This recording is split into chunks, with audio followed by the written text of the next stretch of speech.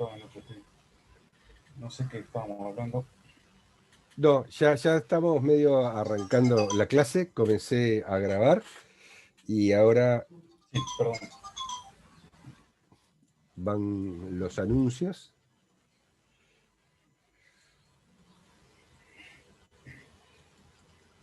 Bien, ¿me escuchan bien?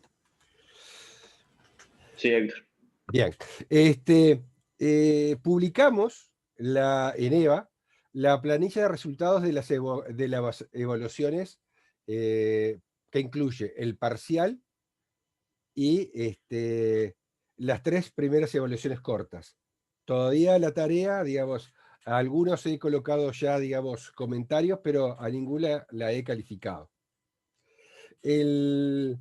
La cuarta evaluación corta la vamos a hacer este jueves. Y va a durar hasta el sábado al final del día, es decir, a las 23:59. ¿Sí?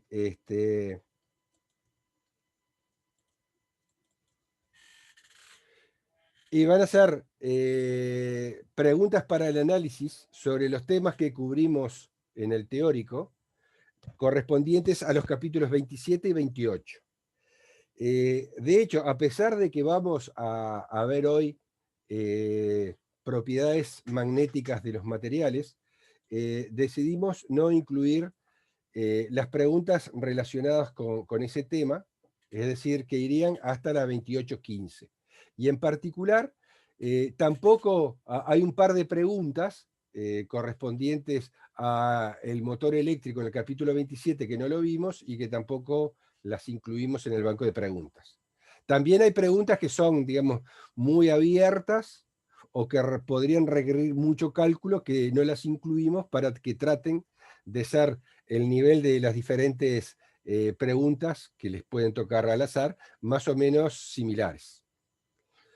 Bueno, después estamos por lanzar la segunda tarea, que la estamos procesando. Les confirmamos de que el segundo parcial va a ser el sábado 31, es decir, este sábado que viene, sino el siguiente, y que va a ir hasta el repartido 8 inclusive, pero en el que hemos hecho, digamos, para el repartido 8, una quita de temas y solamente va a ir lo correspondiente a la ley de Faraday, a la inducción electromagnética, y no va a ir lo correspondiente al capítulo siguiente, que era inductancia. Entonces, el repartido 8, digamos, no va a abarcar 2 capítulos como inicialmente pensábamos, sino va a abarcar solamente el correspondiente a la ley de Faraday. Y después hemos incluido una serie de videos en EVA. Hay 3 que son provenientes de la Universidad de México, que son referidos a materiales magnéticos, que tienen un carácter descriptivo y que nosotros vamos a ver en la clase de hoy, pero sin sin profundizar demasiado en los aspectos descriptivos de los diferentes materiales. Y después, para el siguiente capítulo, para lo correspondiente a inducción electromagnética, incluimos 2 videitos, uno de la Universidad de Alicante y otro de un fabricante de alternadores, donde son videos demostrativos referidos a la ley de Faraday en general, diferentes experimentos que podríamos hacer acá frente a la cámara, pero que nos llevarían bastante más tiempo, y el otro es sobre el funcionamiento de un alternador. Bueno, no sé si tienen alguna pregunta para formular, porque estaríamos arrancando con el repaso de lo que vimos en la última clase. ¿No? Bueno, seguimos. Vamos a ver un repaso de lo que vimos la clase pasada. La clase pasada empezamos a tratar lo que eran las fuentes de campo magnético.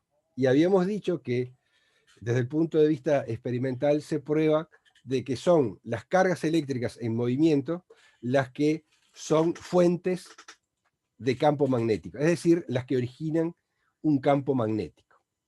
El primer ejemplo que habíamos visto era el de una carga puntual que se desplazaba con una velocidad v uniforme, y entonces decíamos que toda una serie de experimentos en el que tratábamos de identificar las propiedades del campo magnético que generaba esa carga en movimiento, se podían resumir en la expresión que aparece escrita acá como que el campo magnético es proporcional a una constante igual a mu0 sobre 4pi, que depende de la carga, o sea, de la magnitud de la carga que genera el campo, y que era proporcional al producto vectorial correspondiente a la velocidad multiplicada por el versor R, siendo el versor R el que va desde la fuente, es decir, la carga que crea el campo magnético, hasta el punto P, que es el punto del campo o punto de observación, donde es que nosotros queremos cuantificar el campo magnético creado. Y a su vez, el valor de ese campo decrece como el cuadrado de la distancia que separa desde la carga fuente hasta el punto de observación. Eso está, digamos, contemplado en el denominador en R cuadrado, que es el módulo del vector R. En el numerador aparece un versor, el versor R, y en el denominador lo que sería el módulo de este vector que estoy señalando, que va desde la carga Q al punto de observación P. Y que la constante mu0 que aparece en esta expresión es la permeabilidad del vacío, y cuyo valor numérico en el sistema internacional es 4pi por 10 a la menos 7 teslas por metro sobre amper. Si nosotros queremos determinar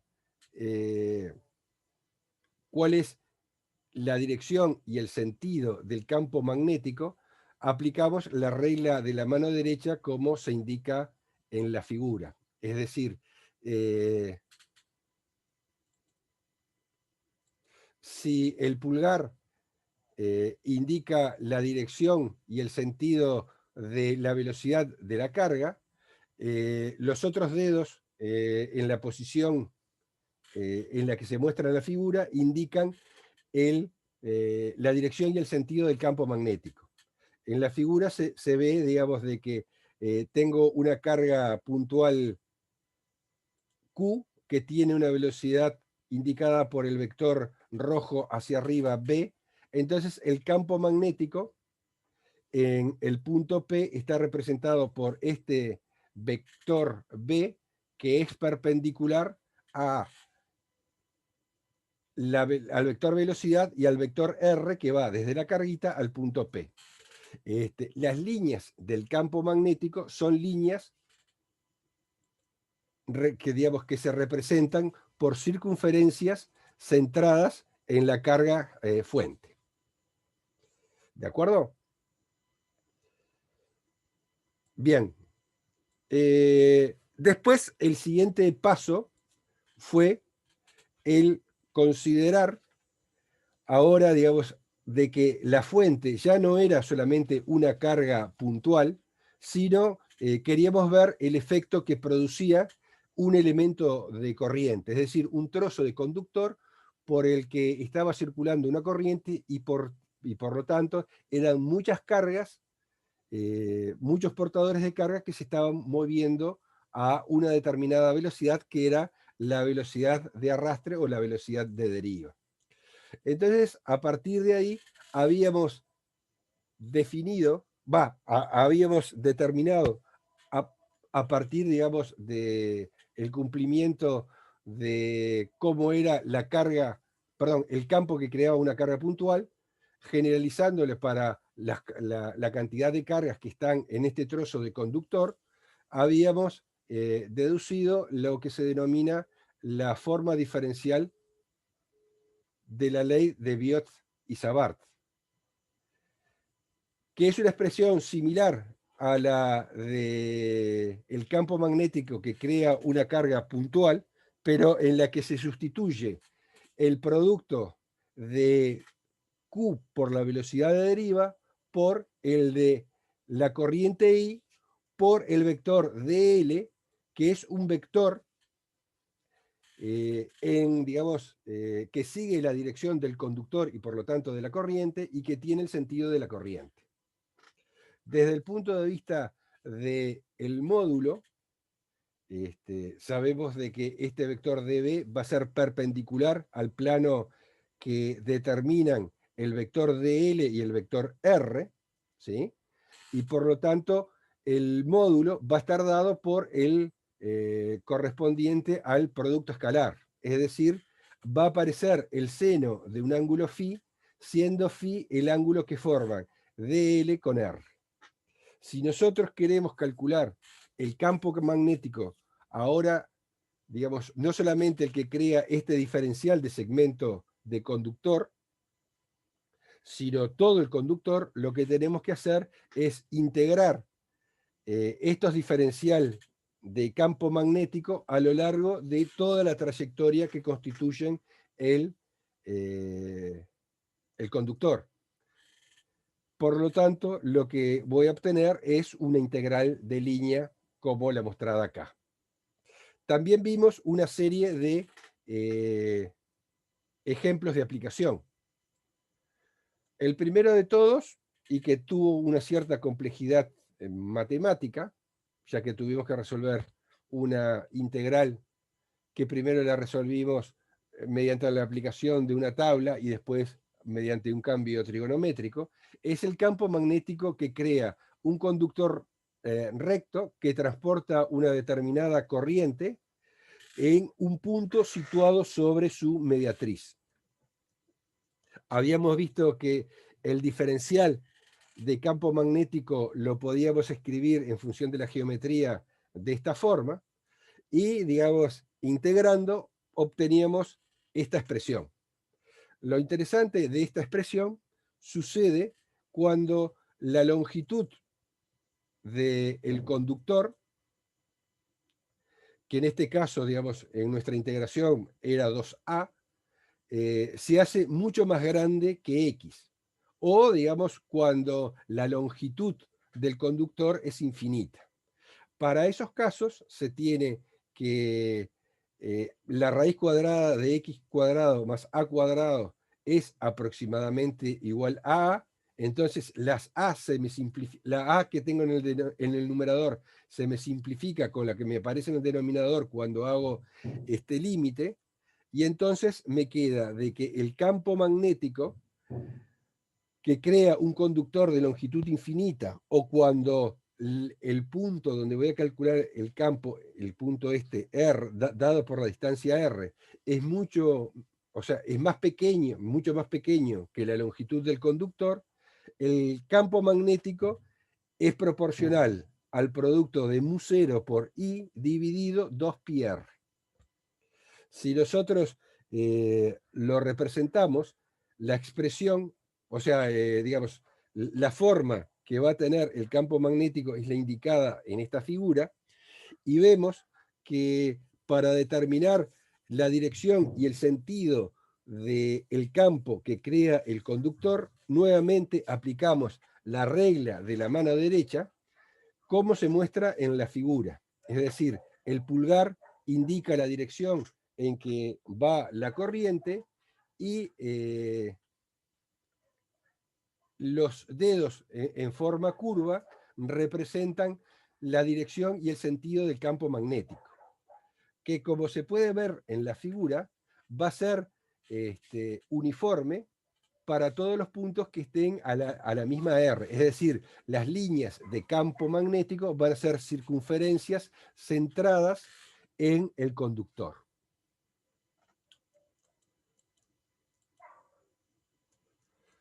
Bien, Después, lo que vimos fue una aplicación de esto, y es la fuerza entre dos conductores paralelos. Si nosotros teníamos dos conductores paralelos, por los cuales circulaba una corriente I y por el otro una corriente I', separados una distancia R, entonces la fuerza por unidad de longitud, es decir, F sobre L, habíamos probado de que era igual al producto mu0 por el producto de las corrientes dividido 2πr.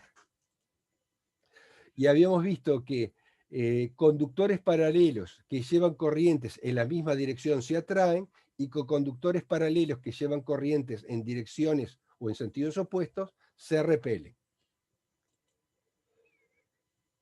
Después vimos un ejemplo más de la aplicación de la ley de Biot y Savart, y vimos el campo magnético que crea una espira circular recorrido por una corriente I en un punto situado sobre el eje de la espira.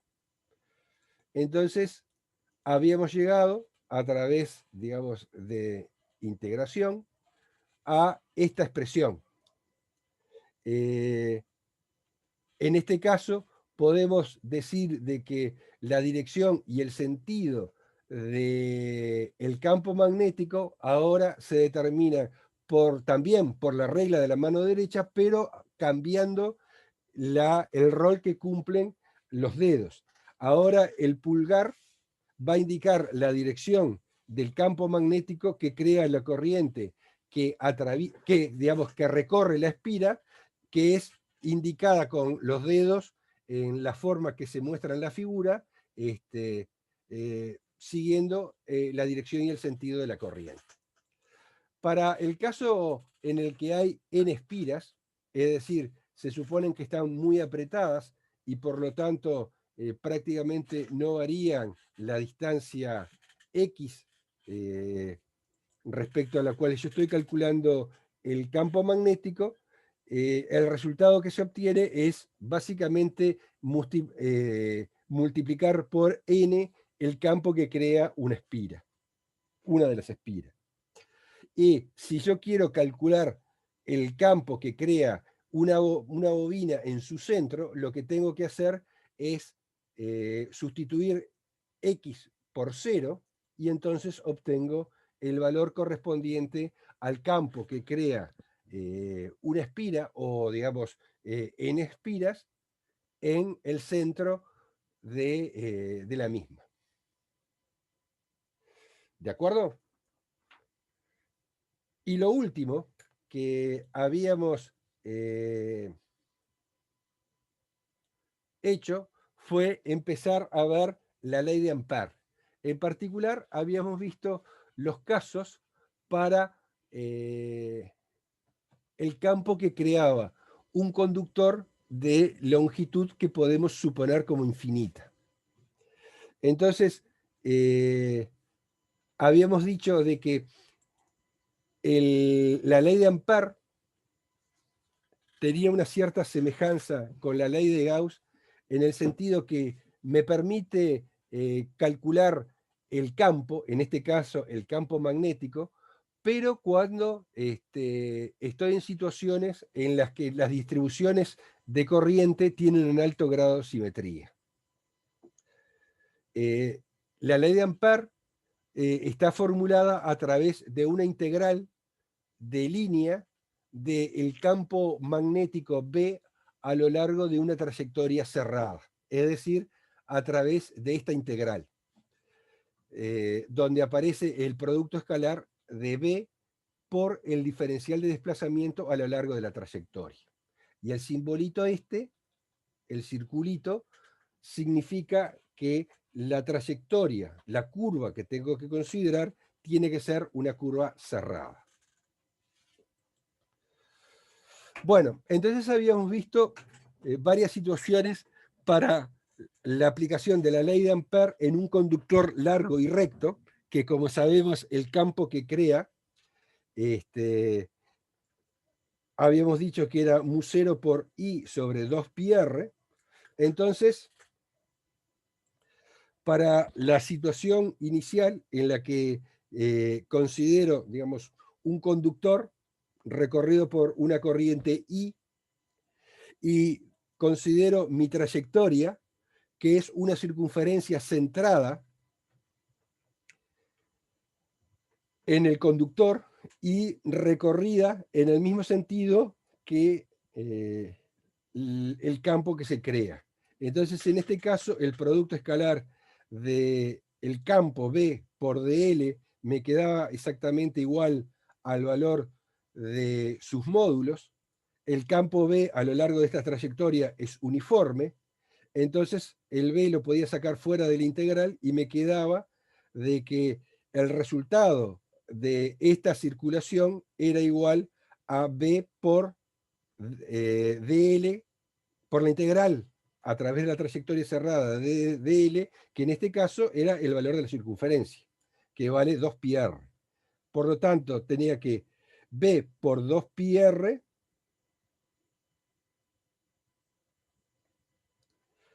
y a su vez tengo que B es igual a mu0 por I sobre 2πr, entonces, simplificando los 2πr, tenía de que el valor de la circulación era simplemente mu0 por I. Si yo, en cambio, digamos, recorro la trayectoria en un sentido contrario al del campo magnético, como el que se muestra en la figura, lo que voy a tener es de que el producto escalar B por dl me va a dar igual a menos B, a menos B por dl en cuanto a sus módulos. Y por lo tanto, el resultado va a ser el mismo, pero con un signo de menos. Es decir, que la circulación del campo B a través de este círculo concéntrico va a ser igual a menos mu0 por I.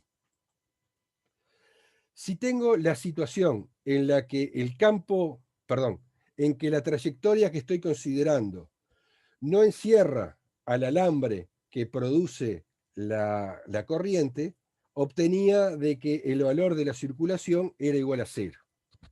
Después hicimos una extensión en la que la trayectoria a través de la cual calculaba la circulación no era una circunferencia, sino era una curva cualquiera, y la posición de digamos, del alambre que conduce la corriente estaba simplemente ubicado en su interior. Habíamos visto de que igual el resultado de la circulación para este caso era mu0 por I igual al primer caso que habíamos visto. O sea, el resultado daba lo mismo de que si era una circunferencia centrada en el conductor o era, digamos, una trayectoria cualquiera cerrada que encerrara al conductor. Y también teníamos de que si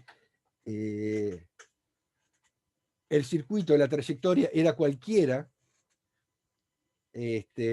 pero no contenía el conductor por el que circula la corriente, teníamos que el valor de la circulación era igual a 0.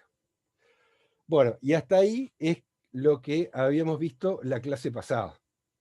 Ahora vamos a ver la ley de Ampère en su enunciado general, que después, no sé si la clase que viene, probablemente sí, la clase que viene vamos a ver de que ese enunciado general va a ser modificado después por Maxwell. ¿Vamos bien hasta acá? Sí, profe, una pregunta. ¿Sí?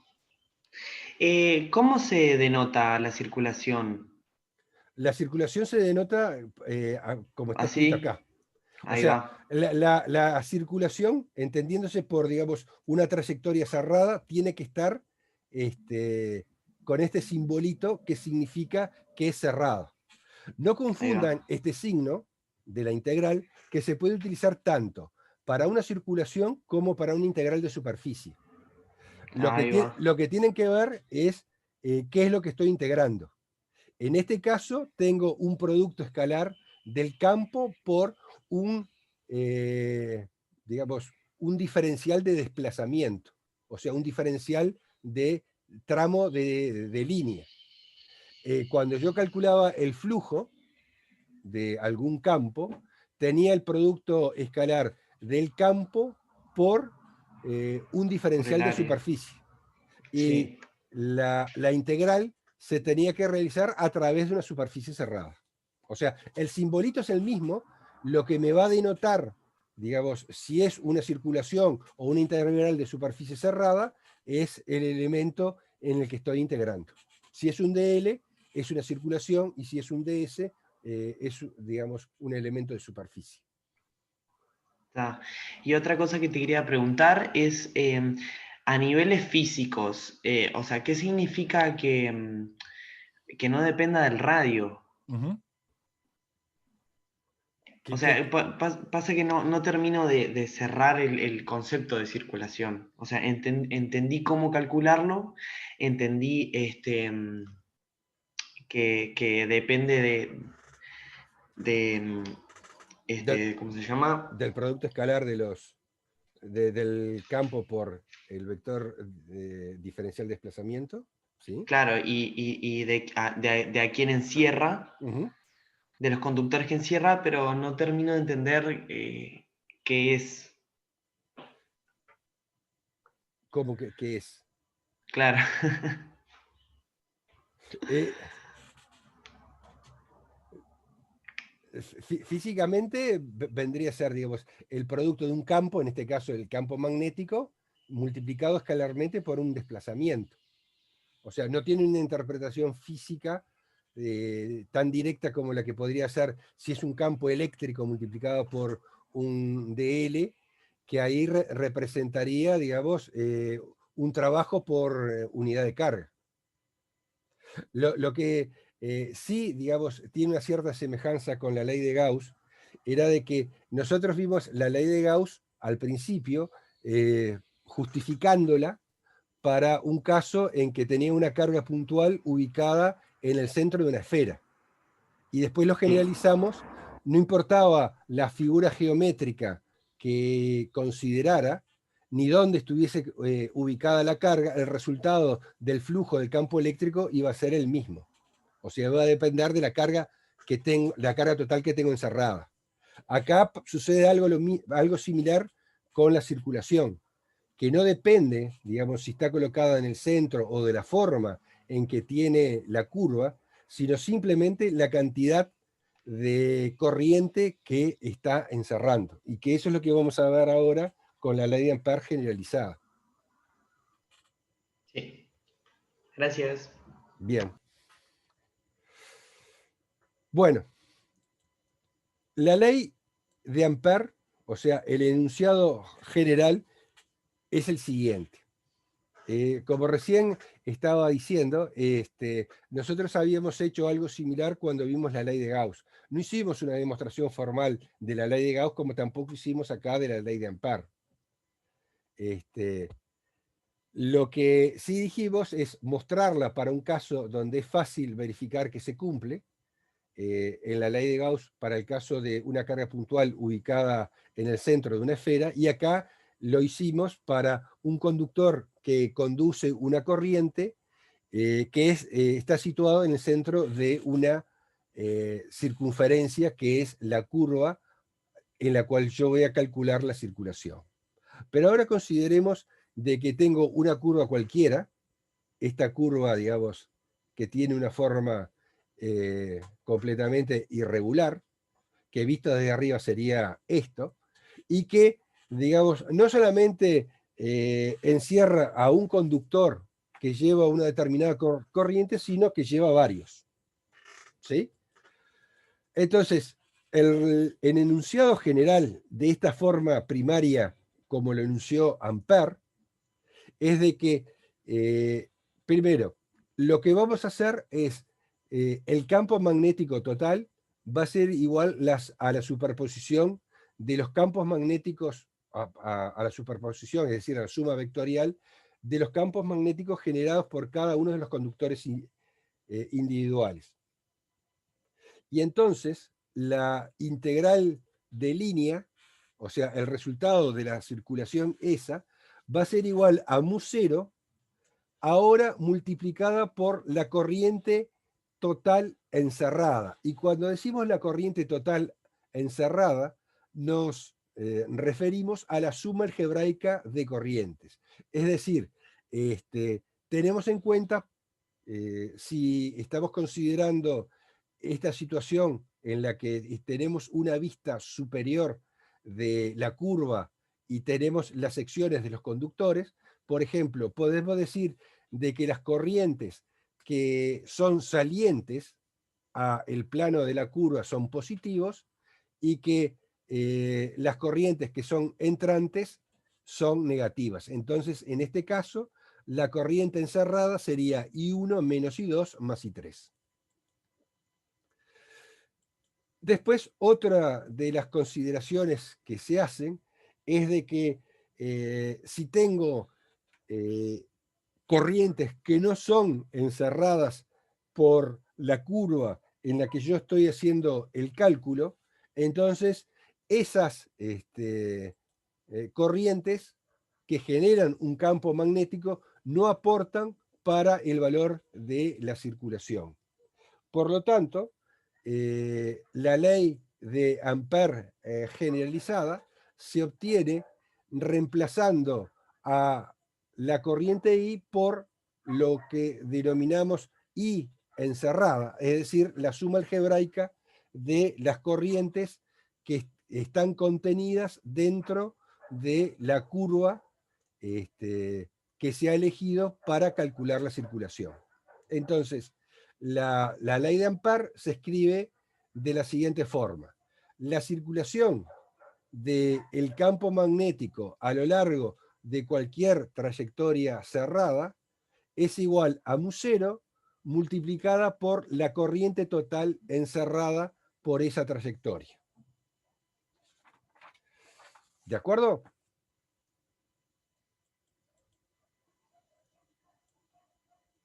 Bueno, si bien nosotros hemos usado para los ejemplos conductores rectilíneos, es válida para cualquier tipo de conductor, ya sean paralelos o no. Es decir, lo que me importa solamente es la corriente encerrada por esa, digamos, por esa curva. Y otra cosa, al igual de lo que teníamos de cuando el flujo del campo eléctrico era cero, en este caso, si nosotros tenemos de que la circulación del campo a través de una trayectoria cerrada es igual a cero, no significa de que el campo B sea cero en todos los puntos de la trayectoria, sino que simplemente lo que quiere decir es que la suma de todas las contribuciones a lo largo de la trayectoria sí va a ser cero.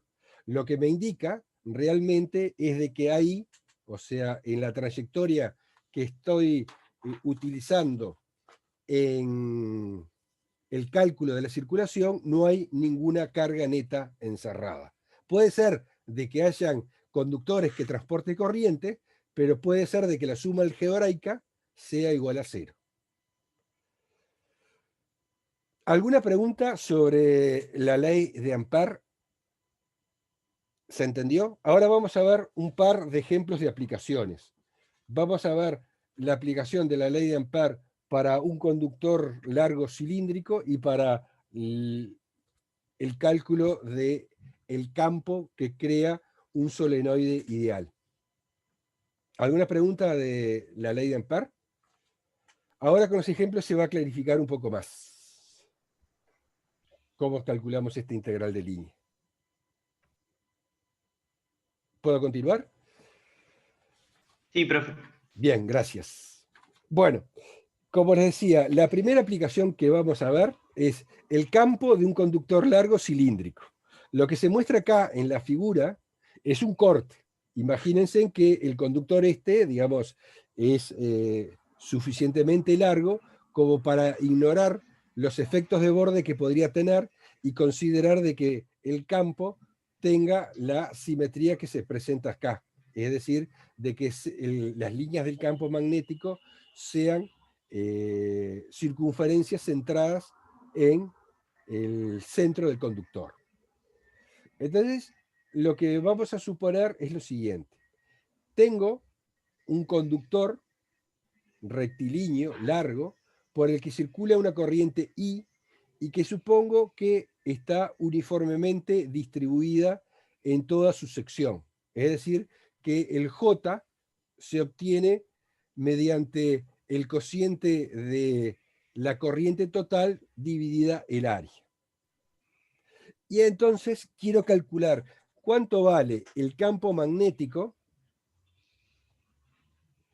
digamos, para un punto interior al conductor y para un punto exterior. Es decir, voy a considerar valores de R minúscula menores al R mayúscula, que es el radio del conductor, y para valores de R minúscula mayores que el radio del conductor, es decir, para puntos donde están afuera. Es decir, en estas dos trayectorias que están indicadas en la figura. Bueno, al ser un conductor de longitud infinita, va a tener la simetría cilíndrica y entonces, digamos, la dirección y el sentido del campo magnético va a estar dada por la regla de la mano derecha y va a ser uniforme a lo largo de circunferencias centradas en el centro del conductor. ¿Sí? Entonces, si yo quiero calcular el campo B, digamos, para los diferentes puntos, es decir, para un punto R en el interior o un punto R situado en el exterior del conductor, lo que voy a hacer en primera instancia es calcular cuánto vale la circulación de B a lo largo de una trayectoria. En principio puede elegir cualquier trayectoria. La trayectoria que voy a elegir, como dije, son las trayectorias correspondientes a las líneas del campo que son circunferencias centradas. Entonces, ¿cuánto me va a valer la circulación de B multiplicado escalarmente por dl a través de una trayectoria que es circular y concéntrica a el campo?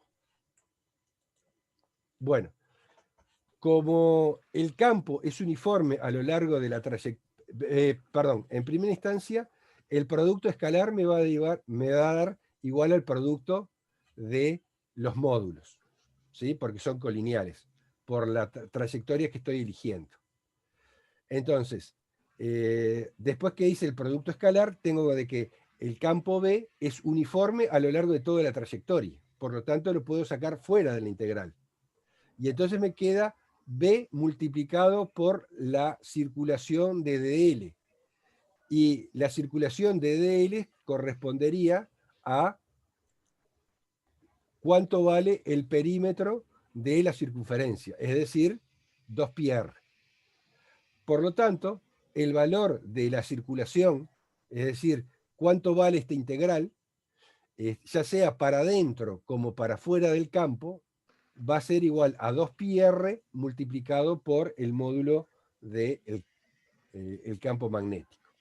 Ahora bien, la situación en lo que cambia es qué corriente encerrada tengo para las diferentes circunferencias que esté considerando. Obviamente, si yo considero una circunferencia que está por fuera del conductor, es decir, un R minúscula mayor a... ¿Sí? Disculpa, ahí en el segundo renglón que acabó de aparecer, que dice densidad de corriente es igual a, creo que ahí está mal, es intensidad sobre pi por Sí. R2. Sí, ¿no? o sea, tenés razón. Acá tiene que ser... No, pará, ¿qué me decís vos? Un poco más arriba. ¿Acá? Ahí va. Está. J es el cociente. Claro. Es el cociente. O sea, fíjate, gracias. Esta expresión y esta expresión son, digamos, contradictorias. Después abajo se corrige. Se corrige, sí, gracias. De nada. No, lo que decía era de que si bien el valor de la circulación vale lo mismo, o sea, B por 2πr, lo que va a variar es cuál es la corriente que tengo encerrada en función de la circunferencia que esté considerando. Si el R minúscula es mayor que el R mayúscula, es decir, estoy considerando una circulación por fuera del conductor, la corriente total encerrada va a ser toda la corriente que atraviesa el conductor.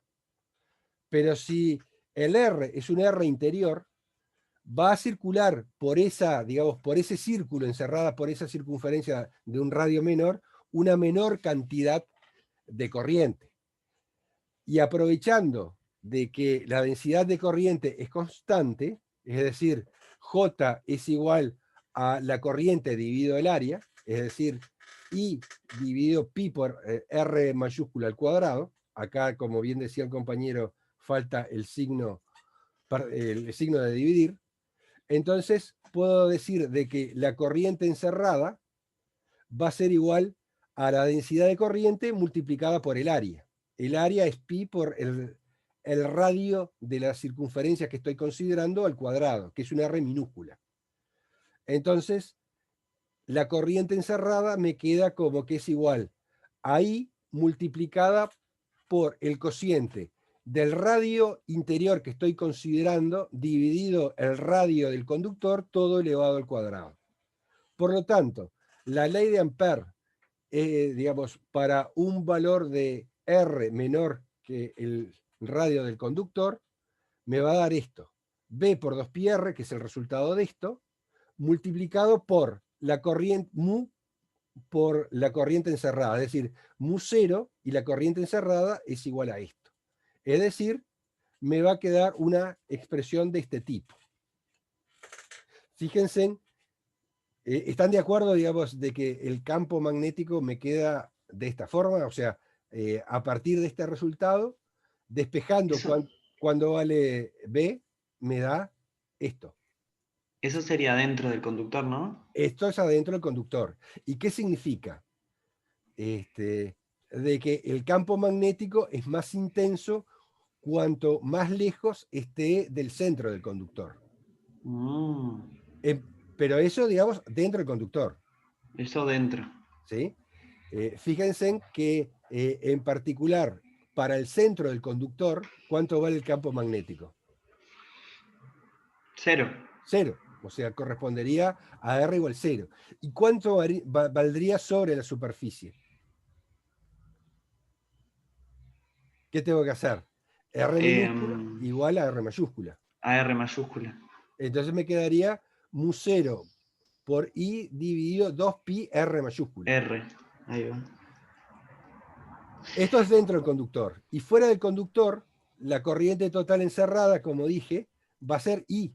O sea que voy a obtener el mismo resultado que habíamos visto mediante el cálculo de la ley de Biot-Savart. Entonces, si yo represento cuánto vale B en función del radio, en función de R, voy a tener de que el campo tiene este comportamiento. En el interior, es decir, entre 0 y R, va a crecer en forma lineal, en forma recta. A partir del exterior, va a empezar a decrecer como 1 sobre R. ¿De acuerdo? Y esto sería, digamos, cuando se les pide en algún ejercicio, digamos, cuánto vale el campo magnético, digamos, en todo el espacio, y grafíquelo. Cuando se le pide que lo grafique, se le pide hacer justamente una representación de este tipo. ¿Cuánto vale B en función del radio? Para que se vean los dos comportamientos que se tiene dentro del conductor y fuera del conductor, que está dado por esta expresión para adentro y esta expresión para afuera. ¿Se entendió este ejemplo? Sí. Bien. Vamos a ver entonces, ahora. ¿Sí? es muy parecido a Gauss. O sea, nosotros, al poder calcular la circulación, podemos despejar o calcular el campo magnético. Claro. Eso cuando tenemos cosas súper simétricas. Correcto, efectivamente. Porque si no, digamos, lo que voy a saber es, digamos, cuánto vale el resultado de esta circulación. Pero después lo interesante, o sea, el resultado de esta integración va a ser mu0 por la corriente encerrada, que eso es lo que me dice la ley de Ampère. Pero lo interesante es de que tenga una simetría tal, el problema, de forma tal que pueda despejar cuánto vale B, como en este caso, en el que expreso B multiplicado por el valor del perímetro de la curva a través de la cual estoy calculando la integral. ¿Sí? Fíjense que si yo, en vez de haber elegido una circunferencia, hubiese elegido un cuadrado centrado, yo tenía que el resultado de la circulación iba a ser de vuelta mu0 por i, pero no podía expresar b multiplicado por el perímetro, porque en los diferentes puntos el campo no vale lo mismo, porque las distancias con respecto al centro van a variar. Entonces no puedo hacer la manipulación que hice para este cálculo. Entonces, como decía muy bien, esto se puede utilizar, o sea, me resulta útil para calcular el campo magnético para determinadas situaciones en las que hay una determinada simetría. Bueno, vamos a ver ahora otra aplicación. Lo que es el campo magnético que crea un solenoide. Y de vuelta vamos a utilizar un modelo. El campo magnético que crearía un solenoide, primero vamos a decir qué es un solenoide. Un solenoide es un alambre que se enrolla de manera helicoidal sobre un cilindro, por lo general de sección transversal, que se compone de un montón de vueltas, y por los que va a circular una determinada corriente. ¿Sí? ¿Se dan cuenta de lo que es? Es como algo parecido a un resorte longitudinal. O sea, digamos, todas estas pilas están conectadas. ¿De acuerdo?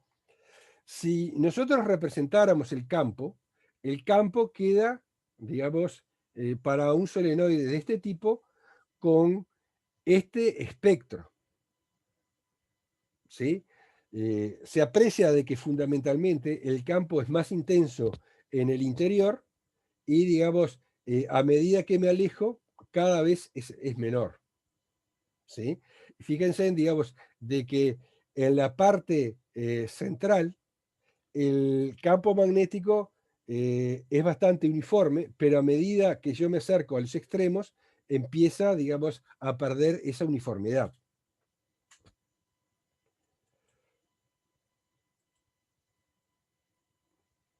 Bueno, ¿se entiende cómo es la geometría, digamos, de un solenoide? Sí, me imagino como una bobina, ¿no? Claro, es una bobina. Es una Ahí va. bobina. Bien. Bueno, entonces lo que vamos a hacer es calcular el campo magnético que crea el solenoide. Y para eso vamos a hacer un modelo. Es decir, voy a suponer de que el solenoide es muy largo comparado con el diámetro de su sección transversal y que las bobinas tienen un devanado muy compacto. Es decir, que las bobinas, las espiras las puedo suponer prácticamente pegadas. Entonces, bajo esa consideración, ¿no? Imagínense en que las bobinas, digamos, las espiras estas estuviesen muy pegadas y de que la sección fuese muy pequeña o que la longitud fuese muy larga. Entonces, en la situación, digamos, en el centro, lejos de los bordes, es donde yo voy a aplicar la ley de Ampère para calcular el campo magnético que se crea por efecto, digamos, de este solenoide. Voy a suponer de que el solenoide está atravesado por una corriente I en las espiras y de que tengo N espiras de alambre por unidad de longitud. ¿De acuerdo? O sea, N es un número dividido una longitud. Lo que voy a suponer es de que el campo magnético en el interior del solenoide es uniforme y cero en el exterior. Bueno, entonces voy a mostrar la trayectoria en la que voy a, digamos, realizar la integración. Entonces, este es un corte del solenoide de la región central, donde estoy suponiendo de que el campo en el centro es uniforme y que afuera es nulo o prácticamente nulo. Entonces lo que voy a considerar es la siguiente trayectoria. Es una trayectoria rectangular que tiene, digamos, el segmento AB dentro del interior del solenoide, en cualquier punto, porque estoy suponiendo que es uniforme, no necesariamente tiene que estar en el centro, de que el lado BC es muy largo, ¿sí? O sea, acá se representa como que tuviera un corte, pero digamos, la idea es de que este lado sea muy largo, de forma tal que el lado CD esté muy lejos del solenoide, de forma tal de que la aproximación de que el campo a lo largo de la trayectoria CD sea igual a 0 es una buena aproximación. Y después lo cierro con otro tramo recto igual a DA. ¿Se entiende cuál es la trayectoria de integración? Es un artificio para poder, digamos, ¿Se entiende? Sí. para poder ver, digamos, de que lo único realmente significativo es lo que aporta la circulación a través de este segmento AB. ¿De acuerdo? Bueno, entonces, en principio, la circulación va a ser el producto escalar dB por un elemento dl a lo largo de esta trayectoria cerrada. Entonces, en principio, la circulación la tendría que separar en 4 integrales de línea. Una de A a B, otra de B a C, otra de C a D y otra de D a A. ¿Sí? Ahora bien, ¿cuánto les parece que darán las circulaciones a lo largo de esas 4 trayectorias? Es decir, sería la integral de línea de B multiplicado por el diferencial desplazamiento a lo largo de esas 4 trayectorias. Por ejemplo, a lo largo de la trayectoria CD, ¿cuánto podrá dar? Y va a tener que dar 0, ahí mismo lo dice, ¿no? Da 0 porque el campo magnético es 0. ¿Sí? Claro. Entonces, si ya en el integrando tengo que es 0, digamos, el valor de la circulación me va a dar 0. En BA, perdón, en BC,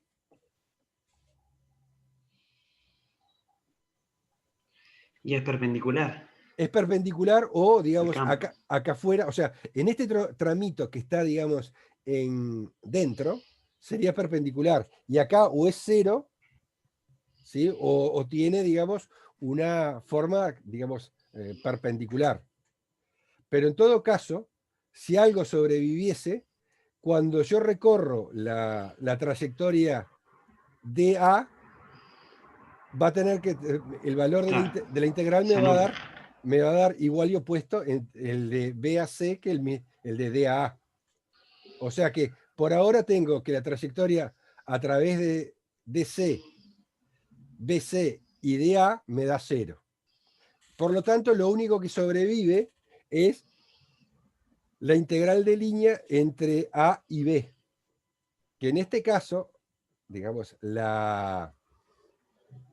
valor del campo es uniforme, digamos, es el valor del campo dentro del solenoide, es colineal al de L, por lo tanto el B lo puedo sacar fuera de la integral y me va a quedar la circulación de dl a lo largo de la trayectoria AB, que ¿qué me va a dar? Esta longitud L. ¿Y el número de espiras que tenemos dentro no va a afectar en algo?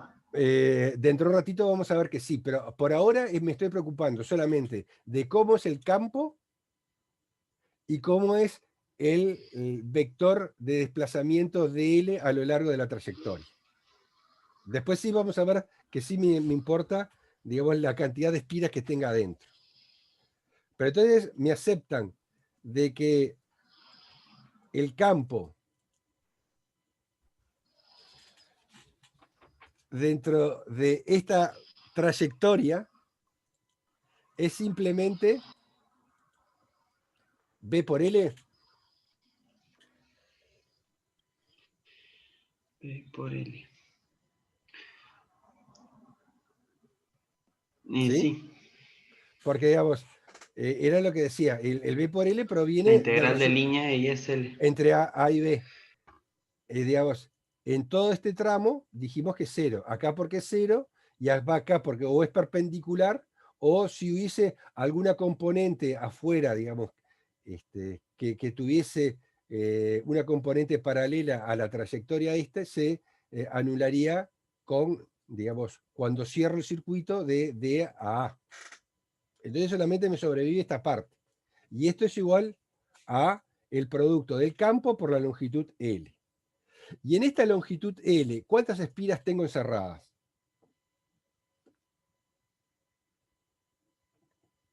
Si tenía N por unidad de longitud.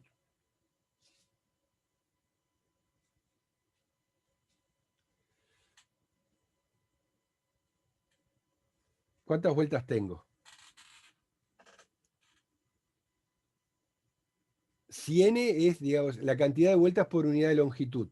En una longitud L voy a tener ese valor N multiplicado por L justamente, correcto. Entonces la corriente total encerrada, ¿cuánto va a valer?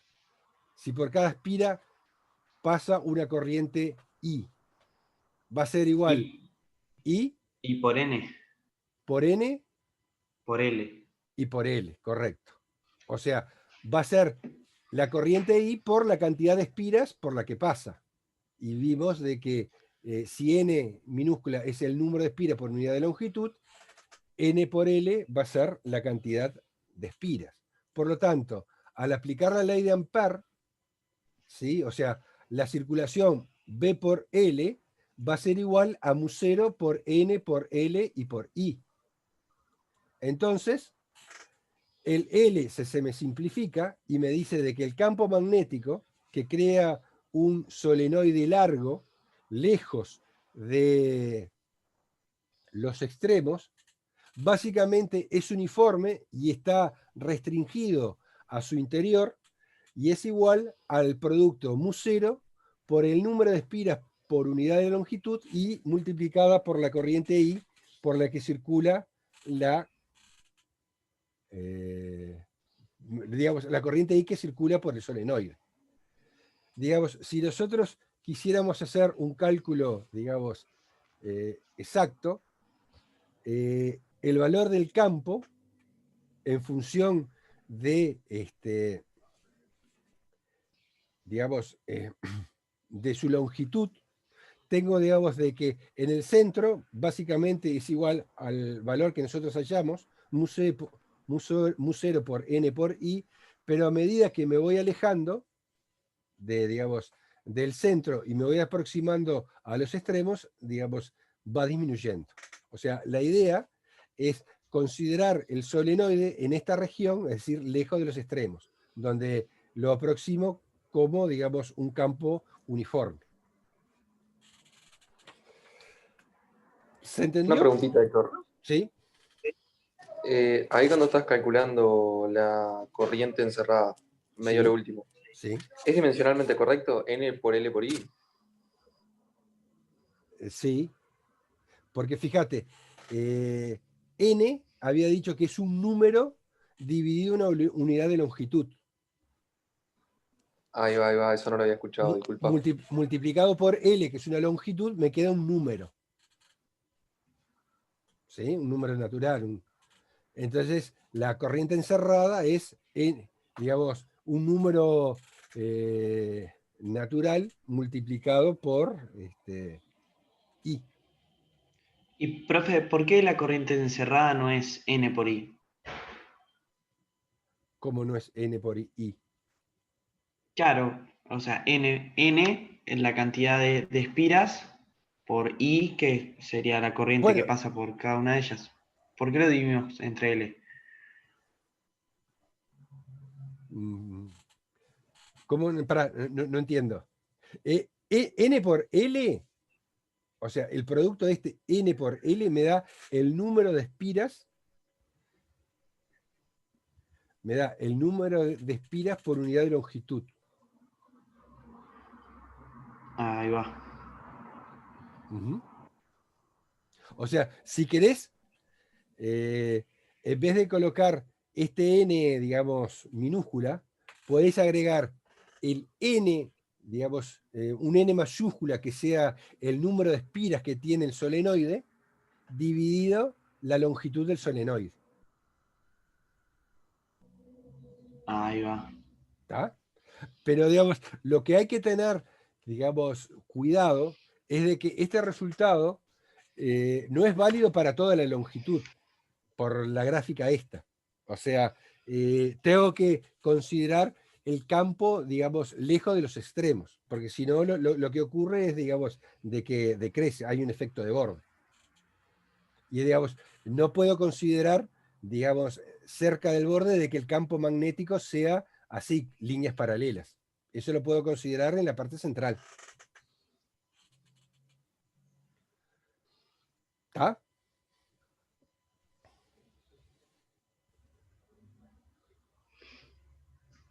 Sí. Bien. Y para, digamos, terminar estas partes y irnos al descanso y después empezar con materiales magnéticos, acá les muestro una, una tablita de resumen en donde se muestran los principales resultados que hemos visto y que está extraído del libro. Bien, ¿alguna pregunta? Dejamos 5 minutitos para que tomen un poquito de aire, se levanten y vayan a prepararse un mate o ir al baño, lo que quieran, y en 5 minutos retomo. Voy a dar rápidamente a hablar de materiales magnéticos y empezar la ley de Faraday. En 5 minutos nos vemos. Yo me quedo acá.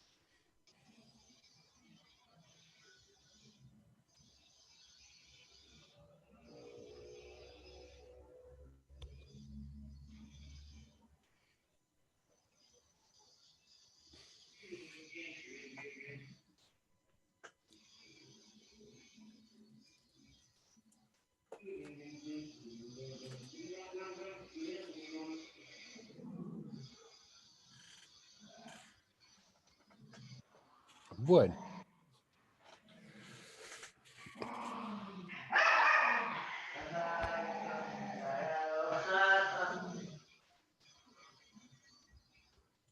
¿Les parece si seguimos? Les decía que ahora con respecto a este tema, va a ser medio rápido, hay unos videos que coloqué y bueno, lean algunos detalles adicionales en el libro. Bueno, vamos a hablar de materiales magnéticos. Hasta ahora, digamos, el tratamiento que hemos hecho del campo magnético era en presencia de vacío, en forma similar a lo que hemos hecho al principio con campo eléctrico, que tratábamos con la permitividad del vacío y que luego empezamos a hablar con, digamos, medios materiales que tenían una permitividad distinta. Ahora vamos a hablar de los diferentes materiales magnéticos y vamos a ver de que, a grosso modo, los podemos clasificar en tres tipos. Diamagnéticos, que básicamente podemos decir de que son repelidos por la acción de un imán, como por ejemplo puede ser el cobre. Materiales paramagnéticos, en el que tienen una leve atracción por el efecto de un imán, como puede ser el aluminio, o digamos materiales ferromagnéticos que son fuertemente atraídos por un imán, como el caso, por ejemplo, del hierro.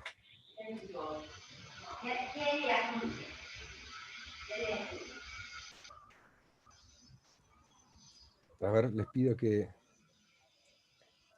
Hay un poquito de ruido, no los quiero silenciar. Bien, vamos a hablar primero del magnetón de Bohr. El magnetón de Bohr. Los átomos contienen electrones en movimiento y esos electrones en movimiento los podemos imaginar como espiras microscópicas de corriente. Es decir, un electrón girando alrededor de un átomo genera algo así como una corriente eléctrica que va a producir un campo magnético. En muchos materiales, estas corrientes se encuentran orientadas al azar y por lo tanto no producen un campo magnético neto. Esto que vamos a ver del magnetón de Bohr les puede servir para encarar la resolución del ejercicio 614 del repartido. Pero en algunos materiales, un campo externo B0, producido, digamos, por una corriente externa, hace de que esas espiras que en principio estaban orientadas al azar, se orienten en una dirección preferencial, y lo que va a hacer producir es de que esos campos magnéticos internos se suman al campo exterior y se dice entonces de que el material se magnetiza. Entonces, vamos a ver qué sucede cuando tengo un electrón girando alrededor de un átomo. Bueno, el electrón supongo que tiene una carga M y una carga elemental E, y que se desplaza en una órbita circular de radio R y velocidad v. Esta carga en movimiento, como les mencionaba, genera lo que se denomina una espira de corriente, y por lo tanto va a generar un determinado momento dipolar. ¿Se acuerdan de que el momento dipolar lo habíamos definido como el producto de la corriente por el área, digamos, que encierra la espira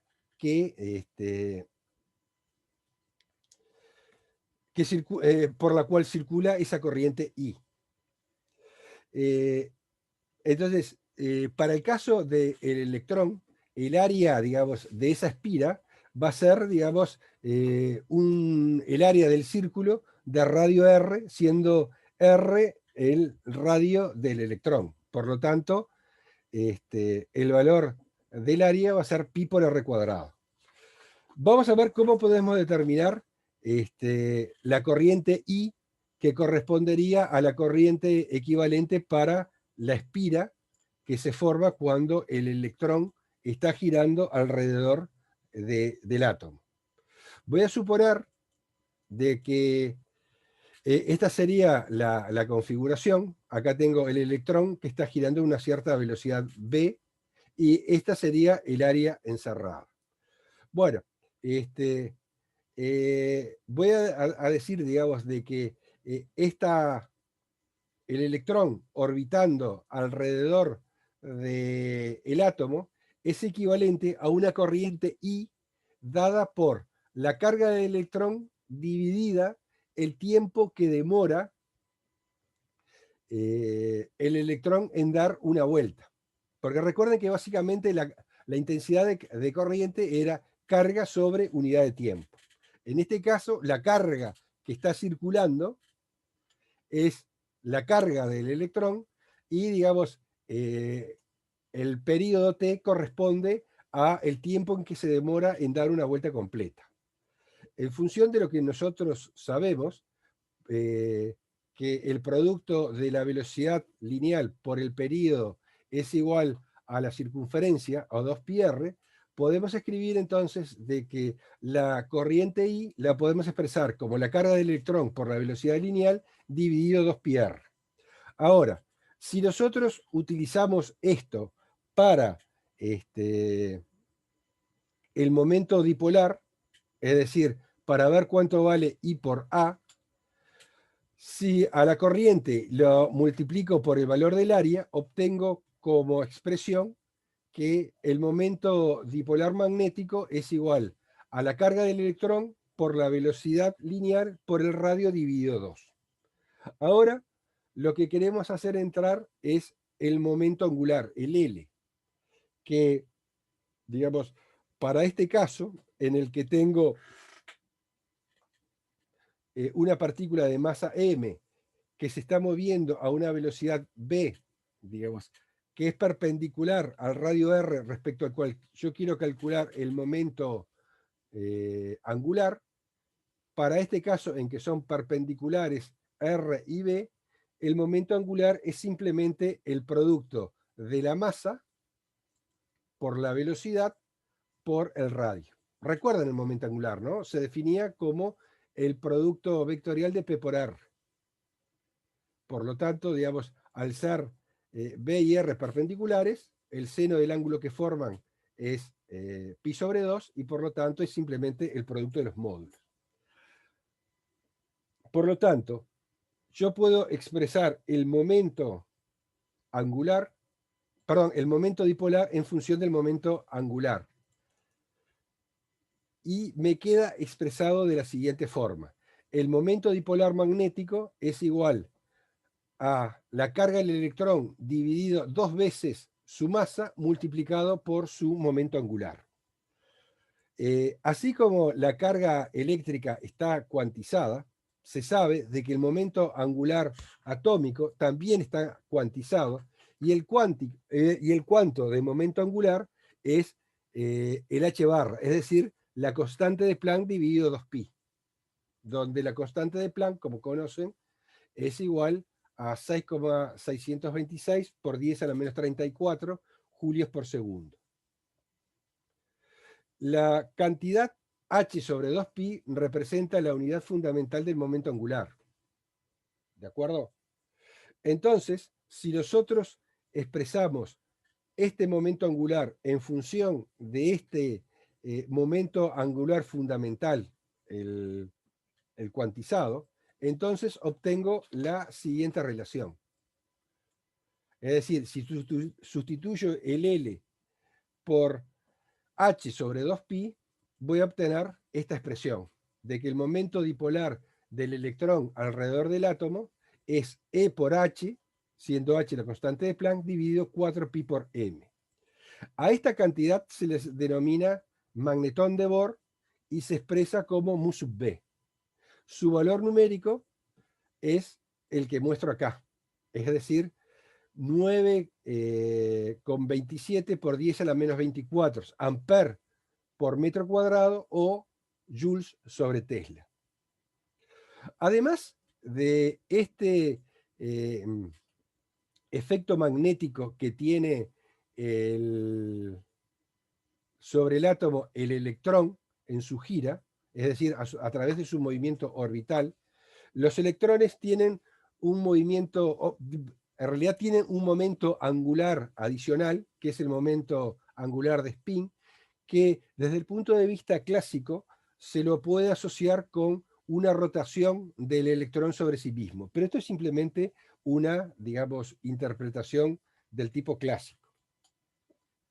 Lo que sí sucede es de que hay una superposición de dos momentos dipolares. El momento debido al spin y el momento debido al movimiento orbital. En algunos elementos, estos, digamos,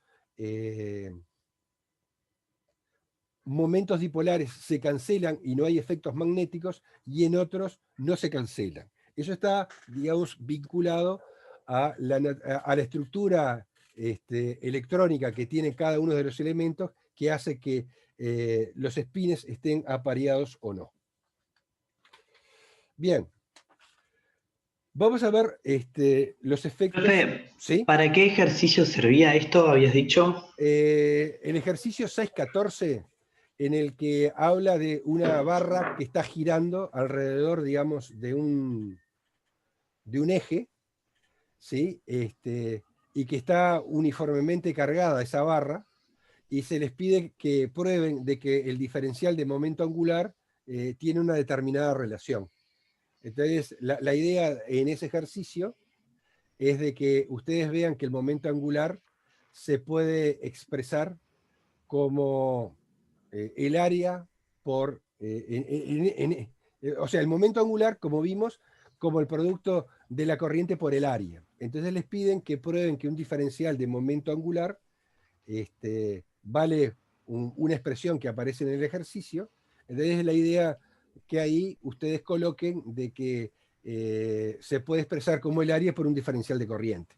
Y para calcular ese diferencial de corriente, ver, digamos, lo que sería el efecto de una espira que en realidad, digamos, acá hemos visto que era el electrón que estaba girando, y ustedes en ese ejercicio se tienen que imaginar que es un diferencial de una barrita cargada que está, digamos, que está girando.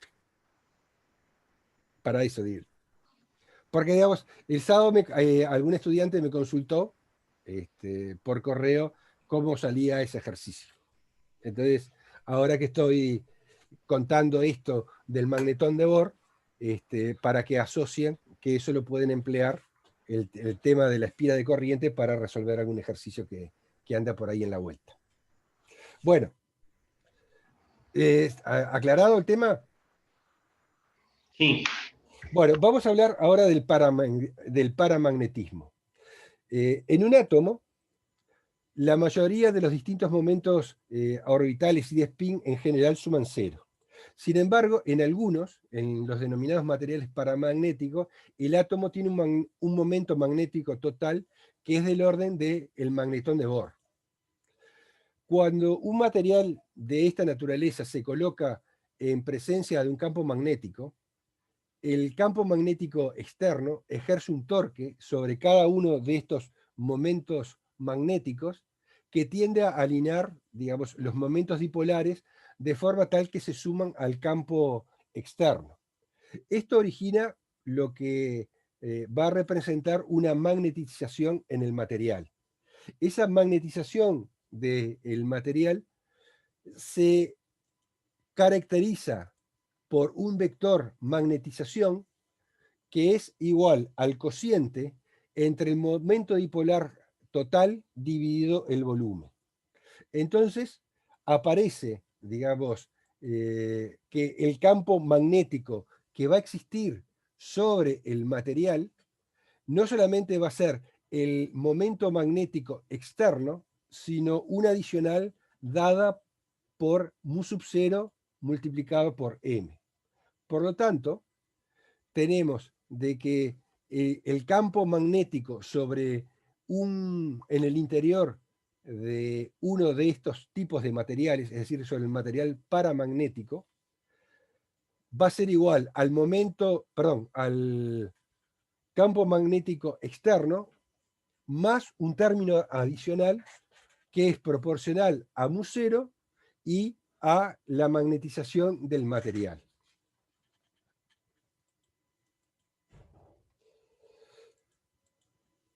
Bueno, el campo magnético en cualquier material de esta naturaleza es un poco mayor que el campo magnético externo. Es decir, puedo escribir de que B es igual a B0 multiplicado por un número K sub M, denominado permeabilidad relativa, un poco mayor que 1. El valor, digamos, de los K sub M para los materiales paramagnéticos son ligeramente superiores a 1. Varía en este intervalo.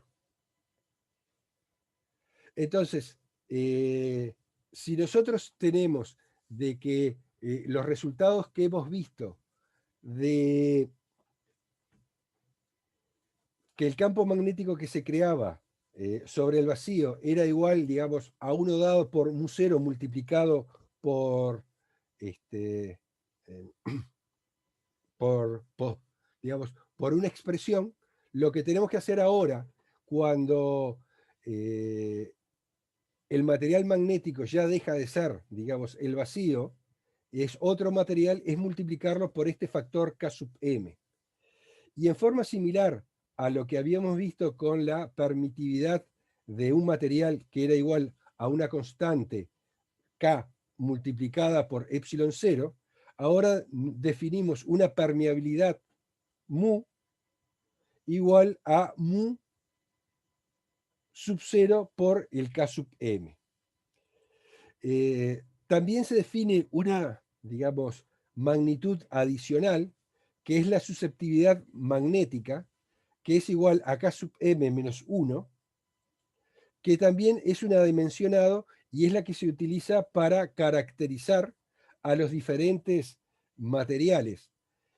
Vamos a ver de que los materiales de esta naturaleza, los materiales paramagnéticos, tienen una susceptibilidad magnética, C sub M, positivas, mientras que otro tipo de materiales, los denominados diamagnéticos, aquellos que, digamos, tienden a ser repelidos ligeramente por un imán, tienen una susceptibilidad magnética negativa. Acá es donde esta, digamos, tabla es extraída del libro y, digamos, aparecen una serie de materiales con los valores correspondientes a las susceptibilidades magnéticas, a los C sub M.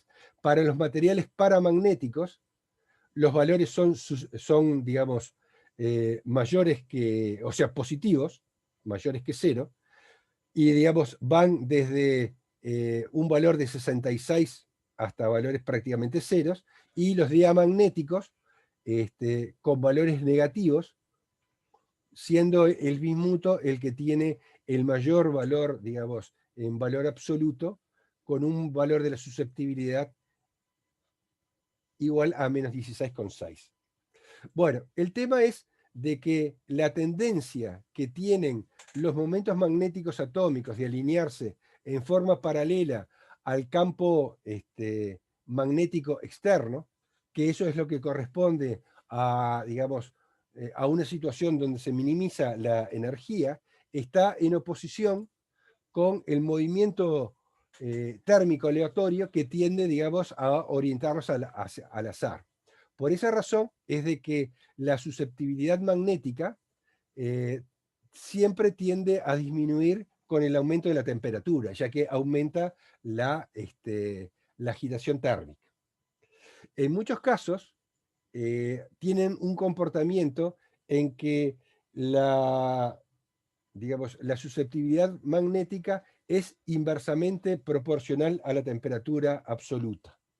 Para esas situaciones se cumple la expresión de la ley de Curie, donde expresa de que la magnetización en un material es proporcional al campo externo existente, dividido la temperatura absoluta y multiplicada por una constante, que es la constante de Curie. A esta ley se denomina la ley de Curie, en honor a Pierre Curie. Ahora, el otro tipo de material que queremos mencionar es el material diamagnético.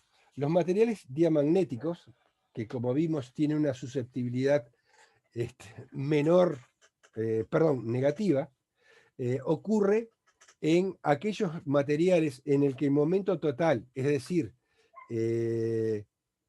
el momento magnético orbital más el correspondiente al spin de todas las espiras es igual a 0. Esto es, digamos, cuando no hay un campo magnético externo. Pero cuando hay un campo magnético externo, hay una tendencia a, digamos, de que los mismos se alineen.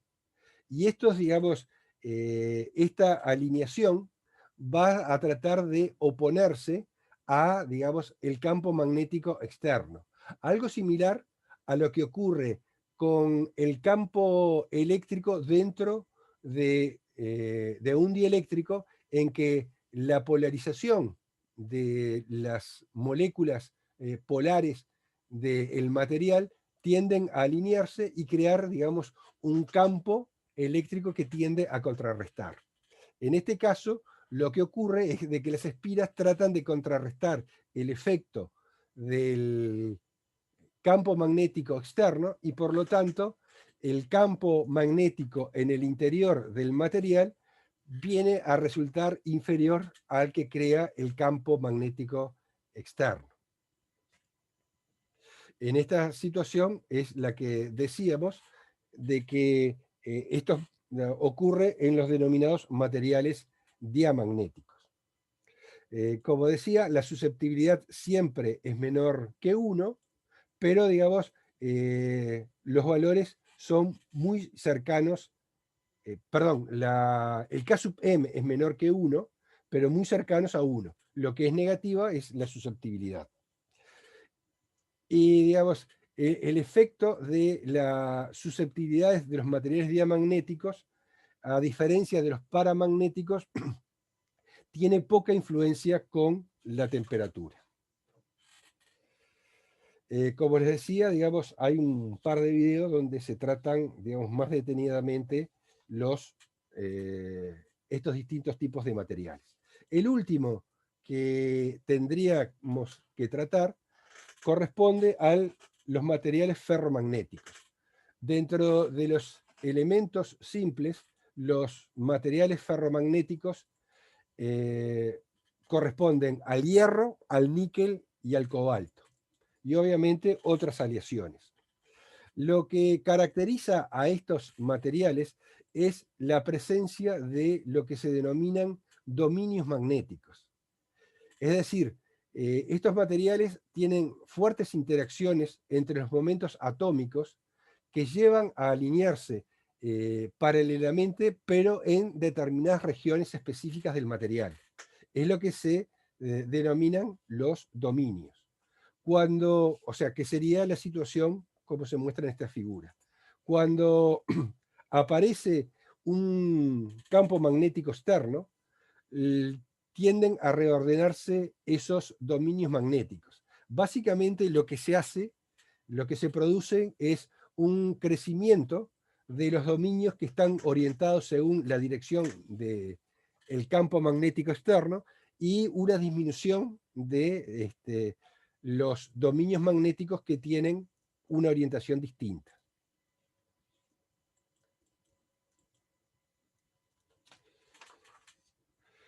A diferencia de lo que sucedía con los materiales paramagnéticos, los momentos magnéticos totales de un dominio ya dejan de ser solamente del orden del magnetón de Bohr, sino que son muchas veces mayores. Por lo tanto, la permeabilidad relativa K sub m es mucho mayor que la unidad, llegando a valer órdenes de desde 10 a la 3 a 10 a la 5. Bueno, después otra cosa, digamos, que resulta interesante en los materiales ferromagnéticos es de que a medida que aumenta el campo magnético externo, la magnetización que se produce dentro del material no es lineal, sino que tiene un comportamiento peculiar que se muestra en las denominadas curvas de magnetización. La curva de magnetización muestra de que a medida que nosotros aumentamos el campo externo B0, la magnetización empieza a crecer, pero a medida, digamos, que sigue creciendo el campo magnético externo, comienza a saturarse y alcanza un valor máximo que corresponde a una magnetización de saturación. Si yo, digamos, realizo, digamos, procesos en los que invierto el sentido del campo magnético, se forman estructuras particulares que, digamos, caracterizan a lo que se denomina los ciclos de histéresis. Y entonces cada uno de estos materiales va a tener, digamos, curvas correspondientes al ciclo de histéresis, es decir, cómo se comporta la variación de la magnetización en función de un campo magnético externo.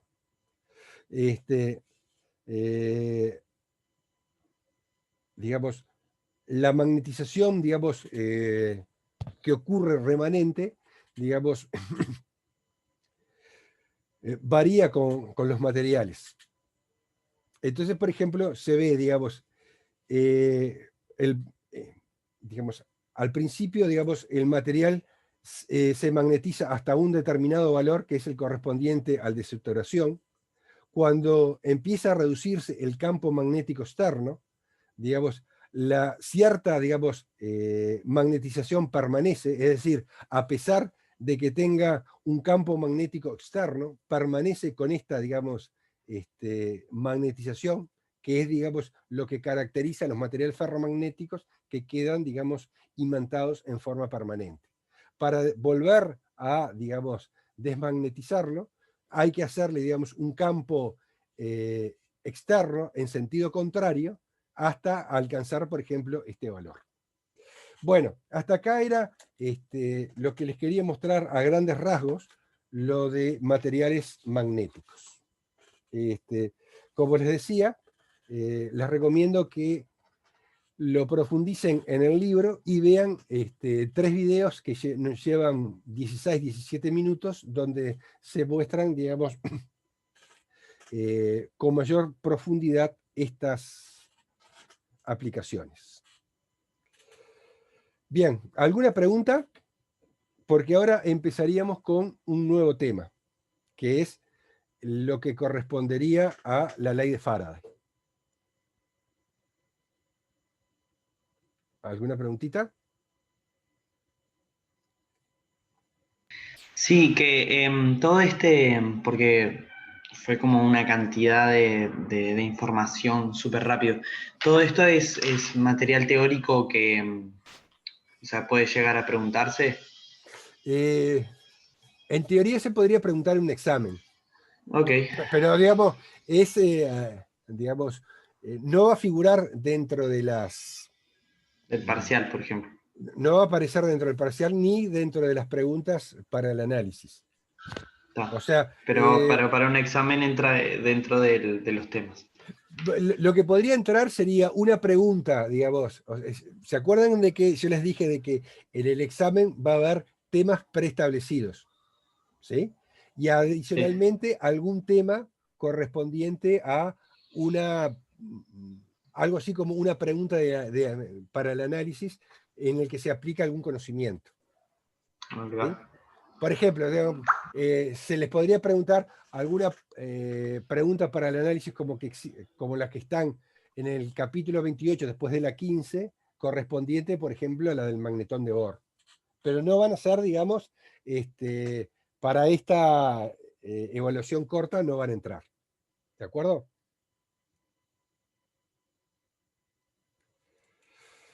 Bien, a ver si puedo...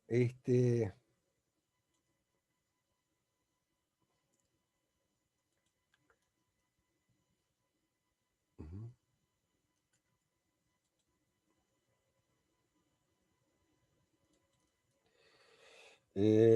Quisiera ver un video.